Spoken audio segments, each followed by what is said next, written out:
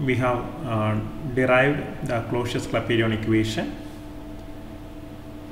which is dealing with the first order phase transitions by two different methods, one starting from the first TDS equation and the other considering the constancy of Gibbs free energy along the coexistence line, and the equation that we obtained finally is dp over dt is equal to delta S upon delta V, or if I and F denote the two phases of a substance or a system, then delta S is nothing but SF minus SI divided by delta V is VF minus VI, where SF and SI, small s, denotes the molar entropies, molar entropy of the ith and the fth phases, or initial phase and the final phase, and small v is nothing but the molar volume, So you mean it is the volume per mole, and small s is nothing but the total entropy per mole of the substance. Now this relation can be expressed in terms of the specific volume and the specific entropies. You know, by specific volume we mean volume per unit mass instead of per unit mole, or per mole we can express it per unit mass of the substance. Then that is known as specific volume. We have mentioned about this one in the previous session also. So instead of using the molar volume, we can express the Clausius-Clapeyron equation in terms of the specific volume and also specific entropy. But we'll be using the same symbols, small s and small v, specific entropy. So that is capital S by mass of the sample. So these quantities are both intensive in nature, and if we are writing or if we are expressing the Clausius-Clapeyron equation in terms of the specific entropy and specific volume, we will be able to convert this expression in terms of the latent heat of the system. There are three latent heats for a system defined. It can be the latent heat of fusion, it can be the latent heat of vaporization, or it can be the latent heat of sublimation, depending on what kind of phase transition the system is undergoing.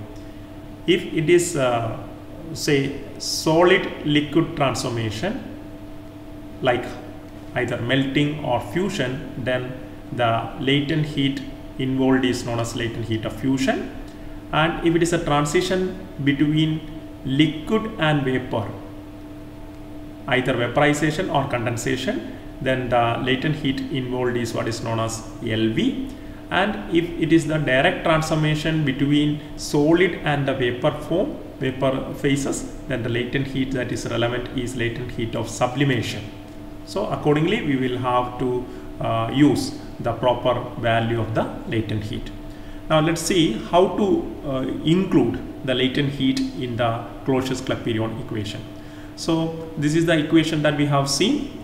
Now the same equation is expressed in terms of the specific entropy and specific volume. So say that I'm referring to small s as the specific entropy and small v as the specific volume instead of molar entropies.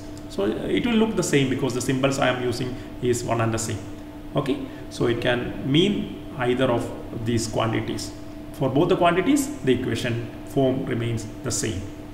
Now, if that is so, let's use how to bring in what you call latent heat. You can bring in latent heat from the definition of ds. So what is ds or delta s for a reversible process? ds is equal to dq over t. ds equal to dq over t.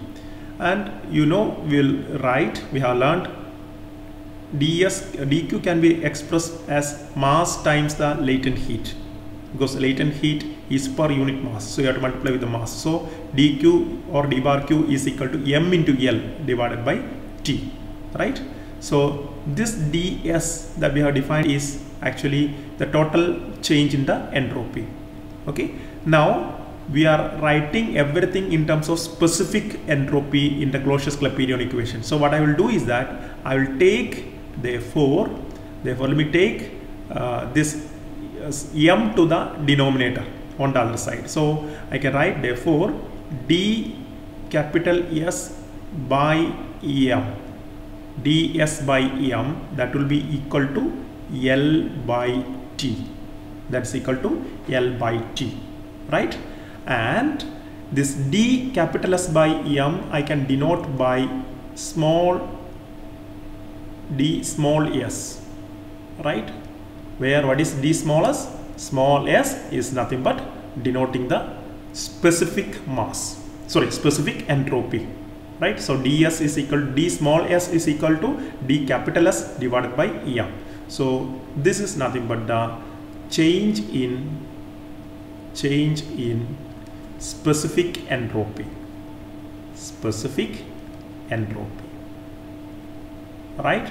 That is how it is related to the latent heat. So, and automatically this ds is nothing but, in our case, that is nothing but sf minus si.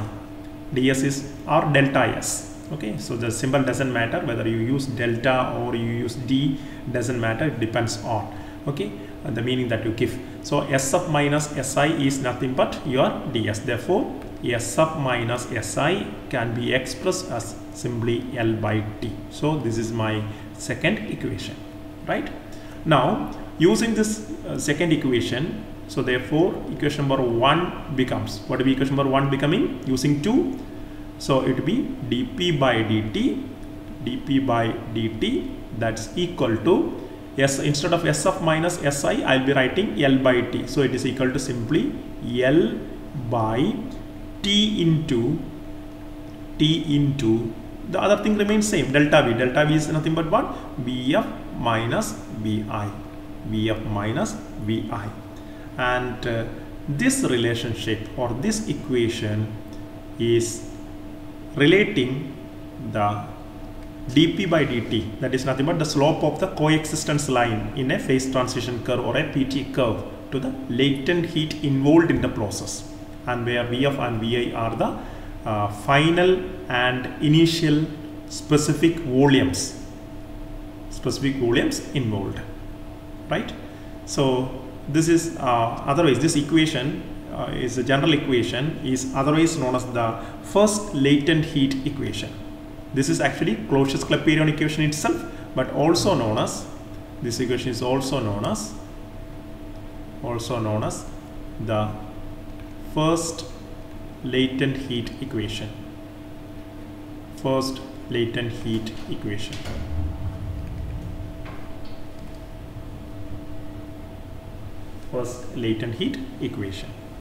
Okay. Now using this equation you will be able to predict what will be the change in the transition temperatures, like it can be the boiling point, it can be the melting point, or it can be the sublimation point, with a change in the pressure. Or how does the boiling point of a system change? due to a change in the pressure of the system. So such things can be predicted by using this form of the Clausius-Clapeyron equation, and that's the physical relevance of this particular equation. Now, as I told you, there are three kinds of transformation, okay, that is usually involved in a process, and corresponding to each of this transformation we have got a particular value, specific value for the latent heat. So let's now rewrite this equation, which I am naming it as equation number 3 for the time being. So let this equation be named as equation number 3. So let's see the three different forms of the equation. Sorry. So let's consider the equilibrium between liquid and vapor. So for the liquid vapor equilibrium, means the coexistence curve here will be known as the vaporization curve, liquid vapor equilibrium. What will be the form of equation number 3? So equation number 3 can be rewritten as, so for the liquid vapor equilibrium, which will be the relevant latent heat, it will be nothing but latent heat of vaporization. Latent heat of vaporization will be the relevant latent heat for this particular equilibrium. So what I can do is that I can rewrite this equation as dP by dt that's equal to L. Which L I have to specify? That is L of vaporization divided by, so what is the corresponding temperature there? You know, vaporization happens at a fixed temperature for a given pressure. So L, the relevant temperature, is the boiling point. So I am writing BP. Temperature corresponding to L vaporization will be the boiling point, into the other thing remaining the same, Vf minus Vi. So this will be the equation, and we call this one as 3a, right? Similarly, you can just write this, modify this equation for the solid liquid equilibrium. For the solid liquid equilibrium. For example, ice is getting converted into liquid water, okay, during melting, or liquid water is getting solidified into ice, right? So that is the process is known as fusion. So you know how equation number 3 will be getting modified. So that is dP by dt. It's only a matter of just substituting with the relevant values of L and the temperature. So it will be which L I have to use? I have to use the corresponding the solid to liquid, that is the latent heat of fusion, the second case. So I can write here LEF, F means fusion, LEF divided by, what is the temperature at which this latent heat is being used up? That is nothing but the melting point. So I can write T will be then T melting point of the system, into the other thing will remain same, Vf minus Vi, right? And the third case is the equilibrium between solid and vapor, solid vapor equilibrium, and that is where sublimation process happens. So for the third one, for the solid vapor, you know, for like substances like a camphor and all, when you heat it, okay, so camphor directly gets converted into vapor without going through the liquid phase. Camphor, you know, okay, karpuram, like, okay, so solid to vapor equilibrium, solid vapor equilibrium, the relevant equation will be dP by dt is equal to L sublimation divided by, what is the temperature? The temperature is what is known as the sublimation temperature, okay, so sublimation temperature times Vf minus Vi, okay. So these three equations, which let me name as 3a, 3b and 3c, is actually one equation, and it's three different forms applicable for the corresponding phase change processes. So these three equations are quite relevant and they are quite useful in predicting the change in the relevant temperatures, change in the boiling point, change in the melting point, and change in the sublimation point of a particular system when the pressure of the system is changed. Okay, when the pressure of the system is changed. And all these equations actually tell you something. All these equations tell you that during a first order phase transition, there will be always some change in entropy and volume, and that is actually a meaning that you can get from equation number 1. Equation number 1, which is the common form of the Clausius-Clapeyron equation, I can make a conclusion. First order phase transitions. So these conclusions are your takeaway when you go to your higher topics. First order phase transitions, such as what we are discussing now, okay, are accompanied by, first order phase transitions are accompanied by, or they are characterized by changes in what and what. You can see there is a delta S and there is a delta V. Changes in, I can say, volume and entropy. Changes in volume and entropy, and that is a notable feature of first order phase transitions. Okay, first order phase transitions are accompanied by changes in volume and entropy. Means across the coexistence curve in a PT diagram, the two phases will be having different values of entropy or specific entropy to be intrinsic, and different values of specific volume.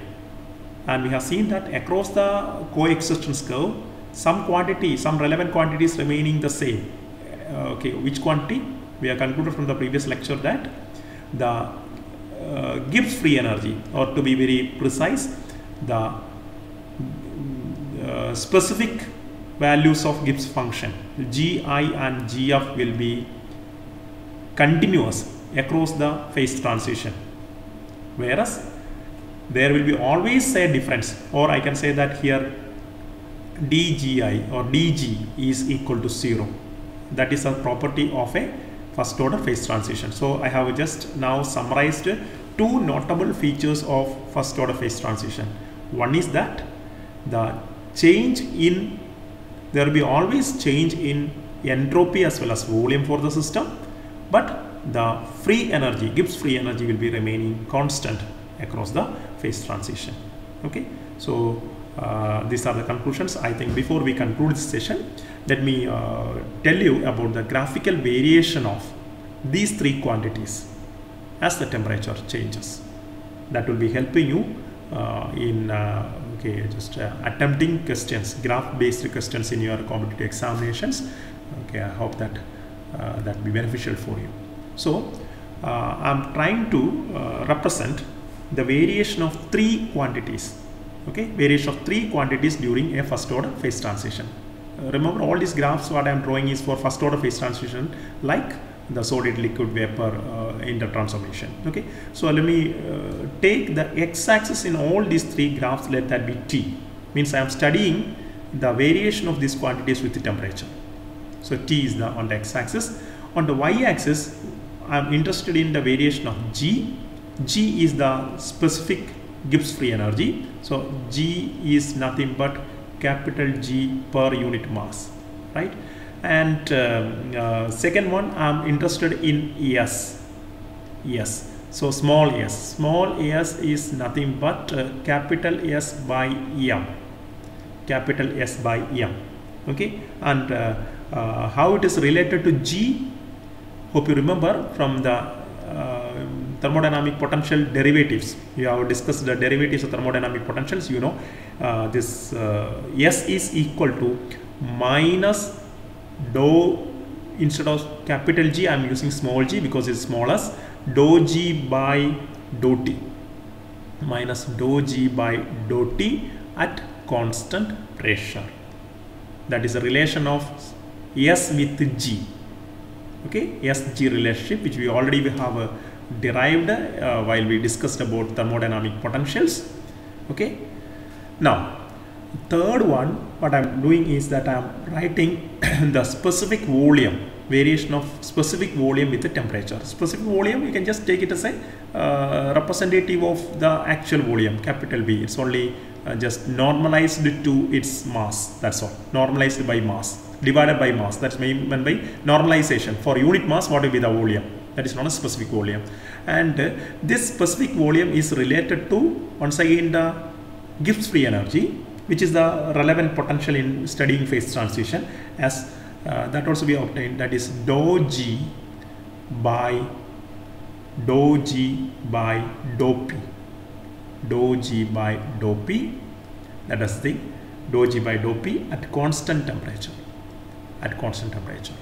So check for these two equations from thermodynamic potential definition. I had given you one table which compares it, and you look in the column for derivatives. That is a relationship that we are going to get. Okay, so instead of capital G, you will find there instead of small g in these equations, you will find there capital G. Okay, and hope you remember we concluded from this equation only that as the system tends towards equilibrium, the system moves towards equilibrium, the G value will be minimized, but the S value will be getting maximized, and that was the relevance of the negative sign. We discussed about the story behind the negative sign in these relationships. Okay, and the negative sign implies that as the G is decreasing towards a minimum, while the system tries to achieve thermodynamic equilibrium, the entropy will be achieving or to be moving towards what? Maximum. And we have seen that entropy is a maximum in equilibrium, and G is a minimum in equilibrium, right? For isobaric, isothermal processes. That's what you see, right? Now, what will be the variation? See, let me just take for the time being, let me say that let this be the relevant temperature. It can be the boiling point, it can be this particular value of temperature. It's a characteristic temperature. See, it can be the boiling point at a particular pressure, or the melting point, or the sublimation point. Okay, so this is the temperature, right? Now similarly, I can just show it here.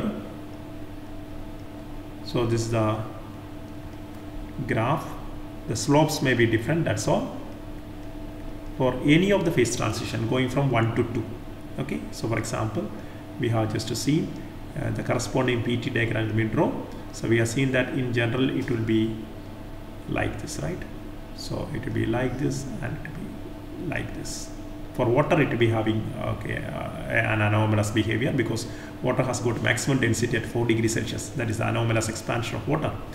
So this is the thing. So let me say that I am considering this part of the coexistence curve. So here you can just take, say this is a solid, this is vapor, and this is what? Liquid.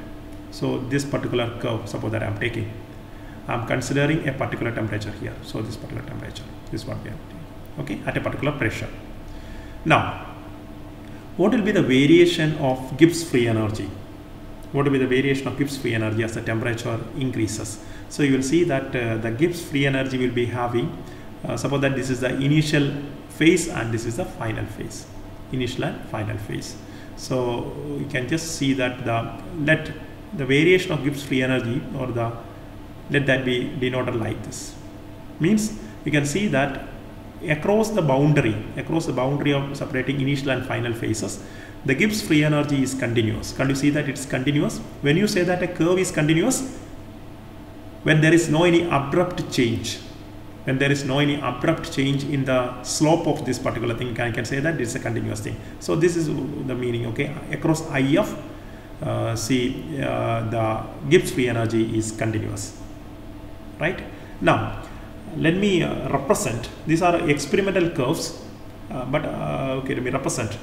What about the value of S, how the S will vary? You will see that the variation of S in first order phase transition shows what? A discontinuity, okay, a discontinuity. There is some difference between Vi and Vf, okay. So you can just show that this one will be, the variation will be like this. This is a very common graph, and if it were continuous, the graph should have continued like this, okay. But you will see that the graph will be having a discontinuity at this boundary. It goes like this along the particular line. It is vertical here, and then the graph will be moving like this, something like an S-shaped graph, where this is purely vertical. This point is this part is purely vertical. Means there is a discontinuity in the graph. Okay, it's not going like this. It's not going like this continuously. Okay, instead there is a discontinuity here, and that discontinuity is represented by delta V in the dp by dt graph. Dp by dt graph, we have seen that there is what, delta S and delta V. Okay, so this delta S is represented by this particular part of the graph. Means there is some value of, this is the initial phase and there is what, final phase. Okay, there is some value of specific entropy in the initial phase, and there is a different value of specific entropy in the final phase. Si is not equal to Sf across the transition. Okay, across the transition there is a difference in the Si and Sf. That's meaning. Okay, now the same manner there will be a discontinuity because there is delta V here. This delta V is not equal to 0, right? So similarly you will see that there is a discontinuity in the case of V also. This is the graph for I and F. Okay, just you will see that there will be the same manner, there will be a discontinuity here. So this is the type of the nature, and this is what you have to note. This particular linear portion means this portion is what, vertical at the phase transition temperature. Okay, so between I and F, it means that there is a particular value of Vi. For the initial phase there is a Vi, and for the final phase there is a different Vf. Vi is not equal to Vf across the transition. Here Si is not equal to Sf, but here Gi is equal to Gf. So that is one way of telling that. What do we say?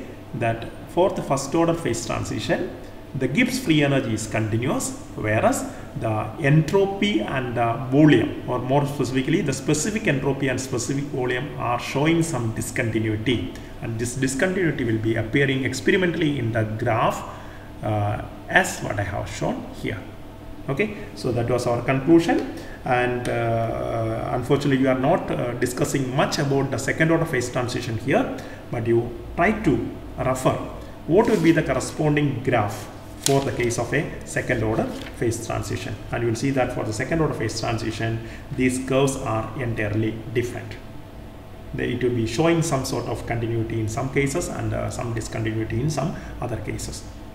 Okay, so that's all about the relation between the dp by dt, which is nothing but the rate of change of pressure with the temperature, or the rate at which the pressure changes with the temperature for the two phases for their coexistence in equilibrium, and the related latent heats. We will be doing a sample problem for this particular topic in the next session. Okay, thank you.